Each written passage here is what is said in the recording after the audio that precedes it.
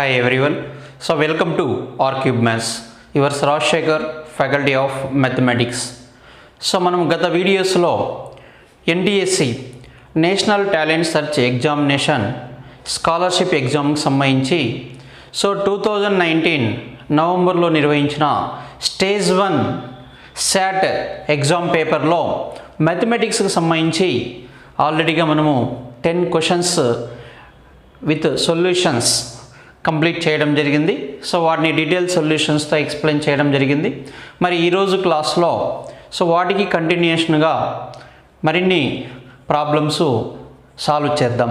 అందులో first question means 11th question. క్రింది వాటిలో అసత్య వాక్యము ఏమి? ఇక్కడ 4 ఆప్షన్స్లో 4 ఆల్టర్నేటివ్స్లో 4 సెంటెన్సెస్ ఇచ్చాడు. Which of the following is false అంటే అక్కడ మనకు 3 స్టేట్మెంట్లు మనకు ట్రూ ఉంటాయి, ఒకటి మాత్రమే ఫాల్స్ ఉంటుంది, అది కనుక్కోవాలి.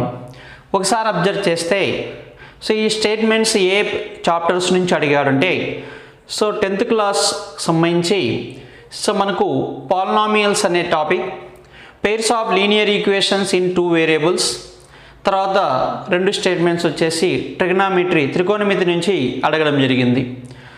చూడండి, ఒకే ప్రశ్నలోనే మనకు 3 డిఫరెంట్ చాప్టర్స్ నుంచి మరి కాన్సెప్ట్ సంబంధించిన ప్రశ్నలు ఫ్రేమ్ చేయడం జరిగింది. కాబట్టి స్టూడెంట్స్ మరి కాన్సెప్ట్ ఓరియంటెడ్గా ప్రిపరేషన్ కొనసాగించినప్పుడు ఇలాంటి టైప్ ఆఫ్ క్వశ్చన్సే కాకుండా ప్రశ్న ఏ రూపంలో అడిగినా కూడా మనం ఈజీగా చేయవచ్చు. రైట్. స్టేట్మెంట్ 1 చూద్దాం. మనకు x² - 2x + 1 వర్గ బహుపది యొక్క శూన్యాలు ఆల్ఫా బీటా అయితే alpha cube plus beta cube = 2 అని ఇవ్వడం జరిగింది. మనకు ఇచ్చిన ఇన్ఫర్మేషన్ x² - 2x + 1 వర్గ బహుపది శూన్యాలు ఆల్ఫా బీటా. మరి ఈ ఆల్ఫా బీటా వాల్యూ కనుక్కుందాం.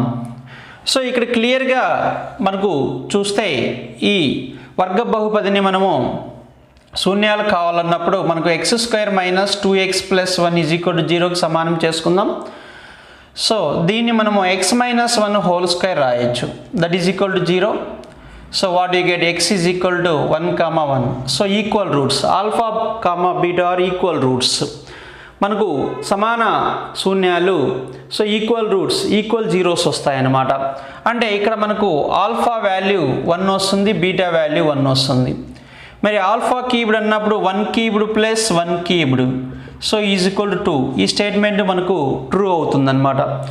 ఈ విధంగా మనకు జీరోస్ కనుక్కోవాలన్నప్పుడు ఇక్కడ ఎక్స్ ప్లేస్లో ఈ మొత్తము క్వాడ్రాటిక్ పాలినామియల్ 0కి ఈక్వల్ చేసుకొని ఎక్స్ వాల్యూస్ కనుక్కోవాలి, లేదా ఫ్యాక్టరైజ్ చేసిన x - 1 × x - 1 వస్తుంది. రైట్. స్టేట్మెంట్ 1 కరెక్ట్గా ఇవ్వడం జరిగింది. నెక్స్ట్ సెకండ్ వన్ చూడండి. 4x + 5y = 9 మరియు 8x + ky = 18 రేఖీయ సమీకరణాలకు అనంత సాధనలు కలిగి ఉంటే k విలువ 10 అని ఇవ్వడం జరిగింది. మనకు pairs of linear equations in 2 వేరియబుల్స్లో 3 డిఫరెంట్ టైప్స్ అనమాట. మనకు ఇన్ఫైనైట్ మెనీ సొల్యూషన్స్ అని చెప్పాము. మనకు ఇచ్చిన రేఖీయ సమీకరణాల జతకు మనము గ్రాఫ్ గీస్తే అవి మనకు సమతలంలో ఇలా ఒకే బిందు వద్ద ఇట్లా ఖండించుకున్నప్పుడు వాటికి ఒకే ఒక సాధన ఉంటుంది అని చెప్పాము. మరి అలా కాకుండా 2 సమాంతర రేఖలు ఒకదానికొకటి సమాంతరంగా ఉన్నప్పుడు వాటికి సాధనలు ఉండవు అని చెప్పాము. మరి ఇవి ఒకదానికొకటి ఏకీభవించినప్పుడు ఏమి అనంత సాధనలు ఉంటాయని చెప్పాము. మరి ఇక్కడ అనంత సాధనలు ఉన్నప్పుడు ఈ గుణకాలు ఏ విధంగా ఉంటాయంటే మనకు a1/a2 = b1/b2 = c1/c2. అంటే ఇక్కడ మనకు x యొక్క గుణకం y యొక్క గుణకం ఈ కాన్స్టెంట్ అనమాట. ఈ విధంగా a1/a2 = b1/b2 = c1/c2 అంటే ఇక్కడ మనము 4/8 ఇక్కడ 4/8 తీసుకుందాం. 4/8 = 5/k. 5/k = 9/18 is nothing but 1/2 వస్తుంది. నా బై క్రాస్ మల్టి 4/8 అన్న 1/2 అవుతుంది, ఇక్కడ 1/2 అవుతుంది. సో బై క్రాస్ మల్టిప్లికేషన్ 5 × 2 10 అవుతుంది. అంటే కే వాల్యూ మనకు 10 వస్తుంది. మనకి ఇచ్చిన స్టేట్మెంట్లో కూడా కే వాల్యూ 10 ఇవ్వడం జరిగింది అనమాట. రైట్, ఇలా కనుక్కోవచ్చు. నెక్స్ట్ మనకు statement tan θ plus cot θ is equal to 5 అయినా tan square θ plus cot square θ is equal to 23 అని ఇవ్వడం జరిగింది. సో ఇక్కడ ఒకసారి చూస్తే మనకి ఇక్కడ స్క్వేర్స్ చేశాడు కాబట్టి సో మొత్తం దీన్ని మనం స్క్వేరింగ్ చేసేస్తాం. సో దీన్ని మనము స్క్వేరింగ్ చేసేస్తే a plus b whole square అవుతుంది. అంటే tan square θ plus cot square θ plus 2 into tan θ into cot θ that is equal to 5 square 25 అవుతుంది. సో tan θ cot θ రెండు రెసిప్రోకల్. cot θని 1/tan θ రాసుకోవచ్చు. ఈ రెండు క్యాన్సిల్ చేస్తే 2 రైట్ సైడ్ తీసుకెళ్తే 25 - 2 23 అవుతుంది. ఇక్కడ మనకు 23 ఇచ్చాడు. అంటే ఈ స్టేట్మెంట్ కూడా మనకు కరెక్ట్ ఇవ్వడం జరిగింది. లేదా ఆల్జిబ్రా ప్రకారం సో మనకు x plus 1/x is equal to so some p that implies x² plus 1/x square is equal to p² - 2 అవుతుంది. ఇక్కడ x 1/x రెసిప్రోకల్స్. ఇక్కడ x tan θ అనుకున్నప్పుడు 1/tan θ cot θ అవుతుంది. p ప్లస్లో 5 ఇచ్చాడు. సో 5 స్క్వేర్ 25 - 2 23 అవుతుంది. ఇలా షార్ట్ కట్లో మనకు ఆల్జిబ్రాకి ప్రకారం ఆల్రెడీగా మనకు బీజగణితం ఇలాలో షార్ట్ కట్స్ ఈ విధంగా వస్తుందన్నమాట. సో ఇక్కడ మనకు tan θ cot θ రెండు రెసిప్రోకల్స్ కాబట్టి మనం ఇలా కూడా తక్కువ టైంలో వెరిఫై చేయొచ్చు. ఇంకా చివరిగా మనకు మిగిలింది అంటే ఫస్ట్ 3 స్టేట్మెంట్లు కరెక్ట్, మనకు అసత్యం ఏది అంటే ఇక్కడ మనం పర్ఫెక్ట్గా చేసుకుంటూ వస్తే ఆన్సర్ మనకు 4th వన్ అవుతుందన్నమాట. అయినా కూడా దాన్ని 4th వన్ ఒకసారి వెరిఫై చేద్దాం. So cosecant 60 degrees x cosecant 60 degrees into x plus cos 45 into y is equal to 4 సరళ రేఖ tan 60 degrees secant 45 బిందువు గుండా పోవును అన్నాడు. అంటే ఇక్కడ మనకు సో ఫస్ట్ వీటి వాల్యూస్ tan 60 వాల్యూ తీసుకుందాం. tan 60 వాల్యూ మనకు √3 అవుతుంది. అలానే secant 45 value is nothing but so √2 అవుతుంది. సో మనకు ఆ వాల్యూస్ మనము గుర్తుంచుకోవాలి.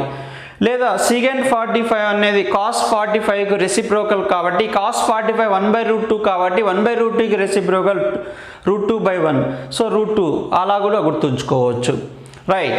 సో ఇప్పుడు ఇది x కోఆర్డినేట్ గాను సో √2 y కోఆర్డినేట్ గాను మనం ఇందులో సబ్స్టిట్యూట్ చేసినప్పుడు మనకు 4 వస్తుందా లేదా ఒకసారి చూసుకోవాలి. మరి ఇక్కడ కొసిగెంట్ 60 కావాలి. సో కొసిగెంట్ 60 అనేది మనకు sin 60కి రెసిప్రోకల్. ఆల్రెడీ మనకు sin 60 వాల్యూ √3/2 తెలుసు. మరి రెసిప్రోకల్ అన్నప్పుడు 2/√3 తీసుకుందాం. సో ఇంటూ x వాల్యూ వచ్చేసి మనకు √3 అవుతుంది. So plus cos 45 degrees so 1/√2 అవుతుంది. ఇంటూ y వాల్యూ వచ్చేసి మనకు √2 అవుతుంది. సో √2 టర్మ్స్ క్యాన్సిల్ చేస్తాం. మీకు √3 క్యాన్సిల్ చేస్తే 2 + 1 3 అవుతుంది. కానీ మనకి ఇక్కడ 4 ఇచ్చాడు కాబట్టి మనకు సో 4th వన్ అనేది సో రాంగ్ స్టేట్మెంట్. సో ఈ విధంగా జస్ట్ మీకు బ్రీఫ్గా ఎక్స్ప్లెయిన్ చేయడం జరిగింది. మరి ఈ కాన్సెప్ట్ కూడా అర్థం కావాలంటే సో ఫస్ట్ ప్రతి చాప్టర్ మీద బేసిక్ ఐడియా అనేది ఉన్నప్పుడే ఇక్కడ చెప్పిన విషయం కూడా మీకు బాగా అర్థమవుతుందన్నమాట. రైట్. సో నెక్స్ట్ క్వశ్చన్ చూద్దాం. రైట్. సో మరొక ప్రశ్న 12th క్వశ్చన్ చూద్దాం. సో మనకు 3 సెంటీమీటర్ల వ్యాసార్థం కల రాగి గోళంను కరిగించి 3 సెంటీమీటర్ల ఎత్తు కలిగిన ఒక క్రమవృత్తాకార శంకుగా మలిస్తే శంకు యొక్క భూవ్యాసార్థం ఎంత అని అడగడం జరిగింది. సో మనకు 10th క్లాస్ మెన్సురేషన్ క్షేత్రమితి అనే చాప్టర్ నుంచి ప్రశ్న అడగడం జరిగింది.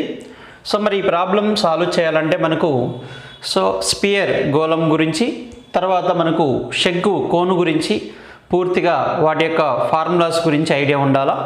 రైట్. సో ఇక్కడ ఇచ్చిన ప్రశ్నను ఒకసారి అబ్జర్వ్ చేస్తే గోళంను కరిగించి సో శంకుగా తయారు చేశారు.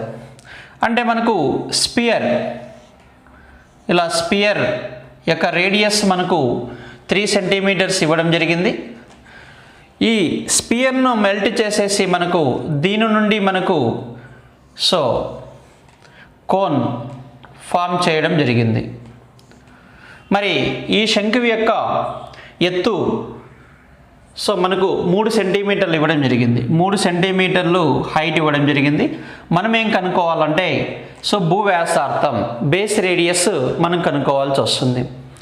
సో ఒకటి స్టూడెంట్స్ ఒకటి బాగా గుర్తుంచుకోవాలి, ఈ మోడల్ మనకు రెగ్యులర్గా అడగడం జరుగుతుంది. సో 2 టైప్స్ ఉంటాయి. ఒకటి నంబర్ అడుగుతాడు, సెకండ్ వన్ ఇలా ఏదైనా ఒక వాల్యూ కనుక్కోమని అడుగుతాడు. అంటే ఒక షేప్ నుంచి ఇంకొక షేప్కి మార్చినప్పుడు ఆ రెండింటిలో ఒక వాల్యూ మనకు కనుగొనమని అడుగుతాడు. లేదా ఒక షేప్ నుంచి ఇంకా వేరే షేప్ను తయారు చేసినప్పుడు అటువంటివి ఎన్ని తయారు చేస్తారన్నప్పుడు నంబర్ కనుక్కోమంటాడు. సో మనకి సింపుల్ లాజిక్ ఏంటంటే సో నంబర్ కనుక్కోమన్నప్పుడు మనకు V1 వాటి యొక్క వాల్యూమ్స్ ఇలా రేషియో కనుక్కోవాలి. సపోజ్ ఇదే స్పియర్ నుంచి మనకు శంకులను తయారు చేస్తే వాటి నంబర్ అడిగాడు అనుకోండి. So volume of the spear by volume of the cone చేస్తే మనకు నంబర్ వచ్చేస్తుంది. అలా కాకుండా మనకు ఈ షేప్ నుంచి ఈ షేప్కి కన్వర్ట్ చేసినప్పుడు సో మరి అన్నోన్ అందులో ఒక వాల్యూ కనుక్కోమన్నప్పుడు ఒక షేప్ నుంచి ఇంకొక షేప్కి తయారు చేశారంటే అక్కడ వాల్యూమ్స్ ఈక్వల్ అవుతాయి. అప్పుడు వాల్యూమ్స్ ఈక్వల్ చేసుకోవాలి. సో ఒక షేప్ నుంచి ఇంకొక షేప్కి మార్చినప్పుడు వాల్యూమ్స్ ఈక్వల్ చేసుకోవాలి. అది ఎలా అయినా సరే so from cube to sphere, cuboid నుంచి సిలిండర్, ఇలా ఒక 3D ఫిగర్ నుంచి ఇంకొక 3D ఫిగర్ కన్వర్ట్ చేశారంటే వాల్యూమ్స్ ఈక్వల్ చేసుకోవాలి. ఒక 3D ఫిగర్ నుంచి వేరే 3D ఫిగర్స్ను తయారు చేశారంటే వాటి సంఖ్య కావాలన్నప్పుడు ఎన్నో రేషియో కనుక్కుంటే సరిపోతుంది. సో ఈ 2 మోడల్స్లో మనకు రెగ్యులర్గా ఒక మోడల్ రిపీట్ అవుతూ ఉంటుందన్నమాట. రైట్. సో ఇప్పుడు మనకు క్లియర్గా వాల్యూమ్ ఆఫ్ ది స్పియర్ అన్నప్పుడు మనకు 4/3 సో పై ఆర్ క్యూబ్. అయితే ఇక్కడ మనకు ఆర్ వాల్యూ 3 ఇచ్చాడు కాబట్టి డైరెక్ట్గా మనకు ఆర్ వాల్యూ 3 క్యూబ్ సబ్స్టిట్యూట్ చేస్తాం 3 times. That is equal to so volume of the cone అన్నప్పుడు 1/3 పై ఆర్ స్క్వేర్ హెచ్. మనకు రేడియస్ తెలియదు కాబట్టి ఆర్ స్క్వేర్ హెచ్ వాల్యూ 3 రాసేస్తాం. సో ఇట్లా మనకు వాల్యూమ్స్ ఈక్వల్ చేసుకుంటాం. V1 is equal to V2. నా both side same terms cancel చేద్దాం. సో పై క్యాన్సిల్ చేద్దాం. అలానే 3 కూడా మనకు బోత్ సైడ్ క్యాన్సిల్ చేద్దాం. సో ఇక డినామినేటర్లో 1/3 1/3 క్యాన్సిల్ అవుతుంది. సో ఇక్కడ 1/3 క్యాన్సిల్ అవుతుంది. సో ఇక్కడ మనకు 4 ఇంకా మిగిలింది చూడండి, ఇక్కడ ఆర్ స్క్వేర్. సో ఇక్కడ మనకు 4 × 3. సో 4 × 3 × 3 మిగిలింది అంటే 4 × 9. So 36 is equal to r square. So r is equal to 6 centimetres. Square root of 36 is 6 centimetres. So option 4 మనకు అవుతుందన్నమాట ఆన్సర్. సో ఈ విధంగా మనము సింపుల్ లాజిక్ ఇక్కడ V1 is equal to V2 చేస్తాం. మనం ఎగ్జామ్ పాయింట్ ఆఫ్ వ్యూలో just ఈ స్టెప్ వేసుకొని క్యాన్సిలేషన్ చేస్తే సరిపోతుందన్నమాట. అయితే మనకు స్పియర్ సంబంధించింది so surface area of the spear అన్నప్పుడు 4πr². ఉపరితల వైశాల్యం, గోళం ఉపరితల వైశాల్యం 4πr². అలానే ఇక్కడ మనము శంకువు తీసుకుంటే శంకువు యొక్క లాటరల్ సర్ఫేస్ ఏరియా వక్రతల వైశాల్యం πrl అని చెప్తాం. సో అలానే మనకు సో ఇది సో టోటల్ సర్ఫేస్ ఏరియా అన్నప్పుడు so πrl. So this is LSA or CSA plus area of the base πr². So ఇలా ఫార్ములాస్ కూడా మనం జస్ట్ బై హెడ్ కాకుండా డయాగ్రామ్ బేస్ చేసుకొని మనము గుర్తుంచుకుంటే సరిపోతుంది. రైట్. సో మరి నెక్స్ట్ ప్రాబ్లం చూద్దాం. రైట్. సో మరి తర్వాత ప్రశ్నను ఒకసారి మనం అబ్జర్వ్ చేస్తే సో ఇక్కడ A is equal to P cubed Q², B is equal to P² into Q⁴ రూపంలో రాయగల 2 ధనపూర్ణ సంఖ్యలు A మరియు Bలు.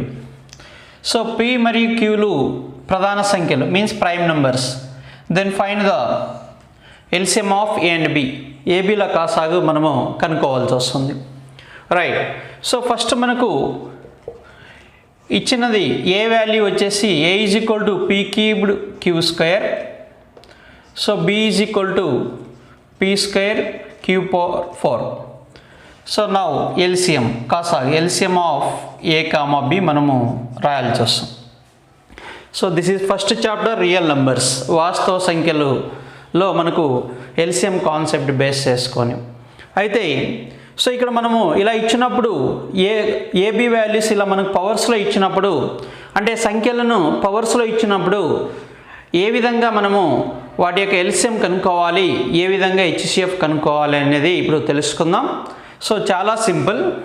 సో ఫస్ట్ మనకు ఎల్సిఎం కావాలన్నప్పుడు LCM means least common multiple. అంటే సో ఎల్సిఎం అనేది మనకు గుణిజం నుంచి వస్తుంది కాబట్టి సో మనకు ఎల్సిఎం కావాలన్నప్పుడు product of each factor with highest exponent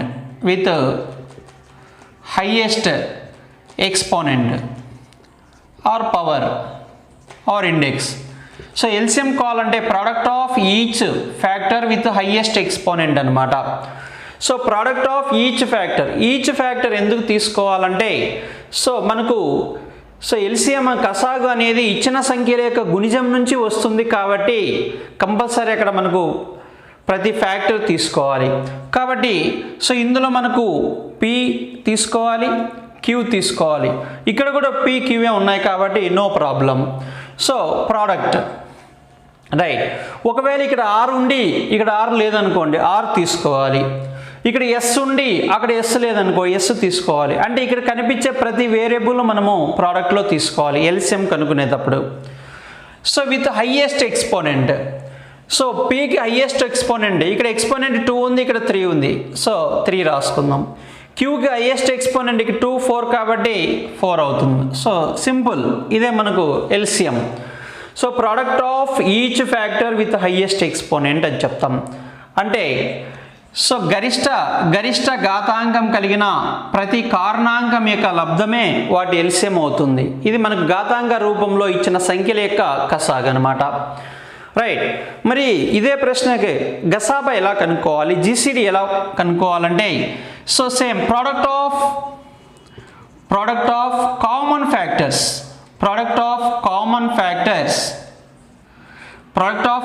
factors with least exponent. So ఇక్కడ మనకు జీసీడీ చేయాలి. ఇది మనకు ఎల్సిఎం సంబంధించింది. So product of common factors with least exponent. So ఇక్కడ మనకు common factor with least exponent ఎందుకు తీసుకోవాలంటే జీసీడీ అంటే ఇచ్చిన సంఖ్యలను నిశేషంగా భాగించే సంఖ్యల్లో గరిష్టమైనది అనమాట. సో మరి ఇచ్చిన సంఖ్యలను నిశేషంగా భాగించే వాటిలో గరిష్టమైనదంటే ఇచ్చిన సంఖ్యలన్నిటిని భాగించాలన్నప్పుడు సో ఆ రెండింటిని ఇచ్చిన సంఖ్యలన్నీ భాగించాలంటే వాటి కామన్ ఫ్యాక్టర్ ఉండాలి. మరి అన్నిటిలో ఉండాలంటే లీస్ట్ ఎక్స్పోనెంట్ తీసుకున్నప్పుడే అన్ని ఫ్యాక్టర్స్లో ఉంటుంది. మరి సో ఇదే ప్రశ్నకే మనము జీసీడీ గనక కనుక్కోవాల్సి వస్తే సో రెండిట్లో పి కామన్ ఉంది, సో అలానే రెండిట్లో క్యూ కూడా కామన్ ఉంది. ఇలా కామన్ ఫ్యాక్టర్ తీసుకోవాలి. సో పీకి లీస్ట్ ఎక్స్పోనెంట్ వచ్చేసి 2 అవుతుంది, క్యూకి లీస్ట్ ఎక్స్పోనెంట్ వచ్చేసి 2 అవుతుంది. So this is GCD. అంటే ఇక్కడ జనరల్గా మనకు అడిగింది ఎల్సిఎం, దానికి ఆన్సర్ కూడా మీకు ఇక్కడ చెప్పడం జరిగింది. So P cubed into Q power 4. So P cubed into Q power 4 option 4లో ఉంది. అయితే మనకు ఒకే కాన్సెప్ట్ మీద మళ్ళీ జీసీడీ ఇచ్చినప్పుడు ప్రతిసారి ఎల్సిఎం ఇవ్వాలనేం లేదు, నెక్స్ట్ జీసీడీ ఇచ్చాడనుకోండి. కాబట్టి ఇట్లా సిమిలర్ కాన్సెప్ట్స్ ఒకే దగ్గర నేర్చుకుంటే మనకి క్లారిటీగా ఉంటుందన్నమాట. రైట్. సో నెక్స్ట్ క్వశ్చన్ ఒకసారి మనము అబ్జర్వ్ చేద్దాం. నెక్స్ట్ ప్రశ్న ఒకసారి మనం అబ్జర్వ్ చేస్తే so OP is equal to 4 centimetres మరియు angle OPA is equal to 60 degrees అయ్యే విధంగా ఓ కేంద్రం గల వృత్తానికి ఏపీ స్పర్శరేఖ అయితే ఆ వృత్త వ్యాసార్థం ఎంత అన్నాడు. సో మనకు 10th క్లాస్ కాన్సెప్ట్. సో మనకు వృత్తానికి స్పర్శరేఖలు మరియు ఛేదన రేఖలు అనే కాన్సెప్ట్. రైట్. మరి ఏ విధంగా చేయాలి? సో ఇక్కడ మనకు ఇచ్చిన ఇన్ఫర్మేషన్ చూద్దాం. ఓ కేంద్రం గల వృత్తానికి సో మనకు సర్కిల్ తీసుకుందాం. So O is center of the circle. OP is equal to 4 centimeters. Angle OPA is equal to 60 degrees. So OPA 60 degrees ఇచ్చాడు కాబట్టి మనకు ఇక్కడ క్లియర్గా P అనేది బాహ్య బిందువు అనేది తెలుస్తుంది. సో మరి OPA 60 అయ్యే విధంగా మనకు AP స్పర్శరేఖ అన్నాడు కాబట్టి ఇక్కడ మనకు సో A స్పర్శ బిందువు. సో ఇది వ్యాసార్థం అవుతుంది మనకు. సో OA వ్యాసార్థం అవుతుంది. సో AP అనేది టాంజెంట్ అవుతుంది, స్పర్శరేఖ అవుతుంది. సో ఇక్కడ మనకు OPA ఇక్కడ 60 degrees అని ఇవ్వడం జరిగింది. OPA 60 degrees ఇచ్చాడు. రైట్. సో ఇక్కడ ఆల్రెడీగా మనకు సో వృత్త వ్యాసార్థము స్పర్శరేఖ మధ్య కోణం 90 డిగ్రీలు అనేది మనకు క్లియర్గా తెలుసు. సో ఇప్పుడు మనకు ఓఏ వాల్యూ కనుక్కోవాలి, వ్యాసార్థం కనుక్కోవాలి. దిస్ ఈజ్ రేడియస్, ఈ వ్యాసార్థం కనుక్కోవాలి. సో వెరీ సింపుల్, మనకు ఆల్రెడీగా ఇది లంబకోణ త్రిభుజం కాబట్టి సో మనకు ఈ 60 డిగ్రీస్ ఎదురుగా మనకు వ్యాసార్థం ఉంది. సో అంటే మనకు ఆల్రెడీగా ఇక్కడ OP is equal to 4 centimetres ఇచ్చాడు. మరి 60 డిగ్రీలకు ఎదురుగా రేడియస్ ఉంది కాబట్టి మనకు ఎదుటి భుజము 90 డిగ్రీస్కి ఆపోజిట్ హైపోటెన్యూస్ ఉంది 4 సెంటీమీటర్స్. అంటే ఇక్కడ ఆపోజిట్ సైడ్ హైపోటెన్యూస్ వాల్యూ రెండు తెలుసు మనకు. కాబట్టి మనకు ఏ ఫంక్షన్ అప్లై చేయొచ్చు, మనం సైన్ అప్లై చేయొచ్చు, లేదా reciprocal of sine cosecant apply చేయొచ్చు. Right. So from triangle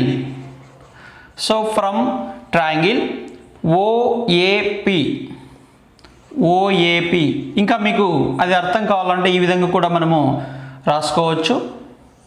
triangle, so angle A 90 degrees, so P 60 degrees, so this is O. So ఈ విధంగా కూడా మనకు అర్థం కావడానికి మనము ఆ విధంగా కూడా జస్ట్ ఇది రొటేట్ చేస్తే మనకి ఈ ట్రయాంగిల్ వచ్చేస్తుంది. రైట్. సో ఇప్పుడు చూడండి, ఇక్కడ మనకు ఓపీ ఈజ్ ఇక్కడ 4 సెంటీమీటర్స్ ఇచ్చాడు, 60 డిగ్రీస్, మనకు రేడియస్ ఓఏ వాల్యూ కనుక్కోవాలి. So from OAP sine 60 degrees is equal to opposite side by hypotenuse. Sine 60 means so √3/2 is equal to what is opposite side, so OA by hypotenuse is 4 ఇచ్చాడు. Right. మనకు OA value radius OA value R is equal to 4 ఇటు side తీసుకొస్తే మనకు √3/2 into 4 2 1s 2 2s 2√3 centimetres వస్తుంది. So 2√3 centimetre, లేదా ఇక్కడ 2తోనే మనం డైరెక్ట్గా డినామినేటర్స్ క్యాన్సిల్ చేసినా కూడా వచ్చేస్తుంది. So 2√3 centimetres is required answer. So simple, ఇక్కడ మనకి ఇదంతా కూడా అర్థం కావడానికి చెప్పాను. సో కాకపోతే ఇక్కడ మనకు క్లియర్గా తెలుస్తుంది. సో ఆర్ వాల్యూ కావాలి 60, ఇక్కడ మనకు రైట్ యాంగిల్ ట్రయాంగిల్ అని తెలుసు, 60 డిగ్రీస్కి ఆపోజిట్ రేడియస్ ఉంది, తర్వాత అడ్జస్టెంట్ సైడ్ 4 సెంటీమీటర్స్ ఉంది కాబట్టి సైన్ అప్లై చేసేస్తే, సైన్ ఫంక్షన్ అప్లై చేసేస్తే మనకి ఈజీగా వస్తుందన్నమాట. సో ఈ విధంగా మనము సో డిఫరెంట్ టైప్స్ ఆఫ్, ఒకసారి మనకు ఈ ప్రశ్నాపత్రము ఇందుకు ముందు చెప్పిన వీడియోస్లో క్వశ్చన్స్ కానీ సో ఇప్పుడు చెప్పిన క్వశ్చన్స్ కానీ అబ్జర్వ్ చేస్తే సో ఇవన్నీ సాల్వ్ చేయాలన్నా ఫస్ట్ మీరు సో విద్యార్థులుగా కాన్సెప్ట్ ఓరియంటెడ్ లెర్నింగ్ అనేది అవసరం అన్నమాట. అంటే ఒక అంశం గురించి తెలుసుకున్నప్పుడు పూర్తి స్థాయిలో దాని గురించి మనము తెలుసుకోవాలి. సో అలాగా బై హ్యాడ్ మెథడ్లో కాకుండా సో ఫుల్ ఫ్లెడ్జ్డ్గా మీరు కనుక బాగా ప్రాక్టీస్ చేస్తే సో మంచి స్కోరు సాధించవచ్చు అన్నమాట. రైట్. సో నెక్స్ట్ క్వశ్చన్ ఒకసారి మనము అబ్జర్వ్ చేద్దాం. సో ఈ ప్రశ్న మనకు సంభావ్యత ప్రాబబిలిటీ నుంచి అడగడం జరిగింది.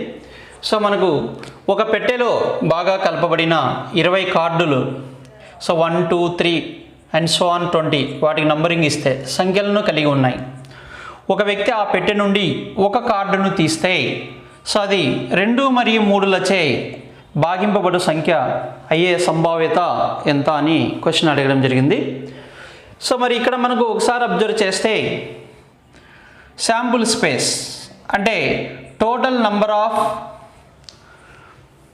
పాసిబుల్ అవుట్కమ్స్, అంటే మనకు సాధ్యమయ్యే మొత్తం పర్యవసనాల సంఖ్యగా మనం 1 నుంచి 20 వరకు సంఖ్యలు తీసుకున్నప్పుడు so n of s is equal to 20 అనేది మనకు క్లియర్. ఇప్పుడు ఈవెంట్ అంటే ఏంటి, మనకు ఇక్కడ 2 మరియు 3లచే భాగింపబడే సంఖ్య.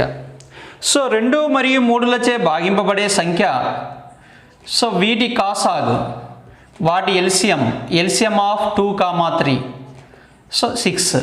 2, 3తో భాగింపబడే సంఖ్య వాటి కాసాగు 6చే నిశేషంగా భాగింపబడుతుంది. So a number which is exactly divisible by both 2 and 3 is also divisible by their LCM that is by 6.